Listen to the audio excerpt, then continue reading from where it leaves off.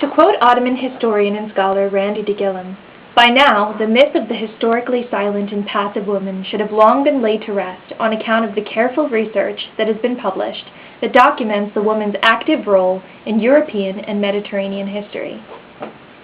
In his article, Consciousness of Self, that first appeared in the scholarly journal Hawa 1, de Gillam discussed the Muslim woman as creator and manager of the Waqf foundations in the late Ottoman Empire. The Waqf, as we've read in other sources during the course of this module, was, with respect to the Islamic legal context, an endowment made in perpetuity by both males and females in keeping with the fifth pillar of Islam, Sadaqah, which calls for personal charity. Such endowments, or waqfs, were made to support any number of charities and public works projects ranging from mosques and schools to public sculptures and fountains.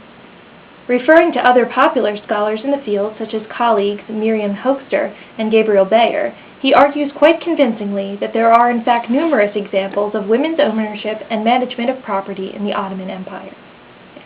De Gillam's scholastic concentration, though centered on waqfs, aims to demonstrate the reality of social mobility for Ottoman women. Another Ottoman women's historian, Fariba Zarinabaf, uses the waqf in her article, Women, Patronage, and Charity in Ottoman Istanbul,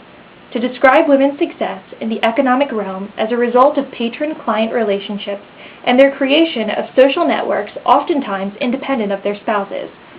Zarinabaf focuses primarily on women of lower and servile backgrounds who use the waqf as means of survival in the absence of large households and favorable family ties. De Gillam and Zarinabaf, as well as the numerous historians they reference, are part of a more recent trend in Ottoman scholarship that has over the last 20 years or so come to acknowledge Ottoman women as true players in the socio-economic scene that existed in the empire. Middle Eastern historian Chaim Gerber, as early as 1980, was among the group of scholars beginning to publish research touting women as not only economically involved, but in some respects as entrepreneurs. According to Gerber's research of Anatolian court records, or the Qadis, for his article on the social and economic position of women in Bursa, women were not only frequently named the legal head of their deceased husbands and family members' estates, but moreover, their position as such and assets were entirely protected by the Ottoman law. The Qadi records hold a large number of documents describing legal disputes involving women over estates and inheritance, the majority of which show rulings in their favor. In fact, almost all of the court cases examined by Chaim proved favorable rulings for women who presented themselves with clear, concise, and truthful arguments.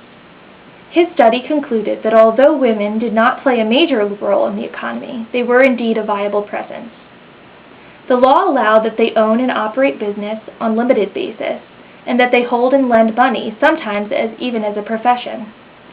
Gerber's research is supported by many similar studies, including one performed by fellow historian Robert Jennings, who studied the Qadi records for the Ottoman city Kayseri and found that no less than 40% of all the property transactions made there in the first quarter of the 17th century involve women.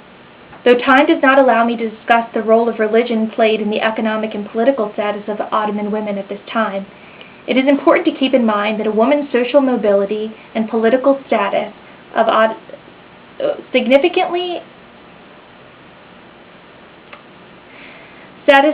women at this time. It is important to keep in mind that a woman's social mobility and rights could vary significantly depending on whether she were Muslim, Christian, or Jewish. Many scholars agree that the laws governing the Orthodox Jewish community mirrored those of Islamic. However, with regards to business and entrepreneurship, Jewish and Christian women often had more public freedom. In the same respect, historians such as Mark Baer, Judith Tucker, Fariba Zarinabaf, and Ronald Jennings, who I mentioned previously, have done significant research on the occurrence of conversions to Islam by women in search of personal and social mobility and liberty.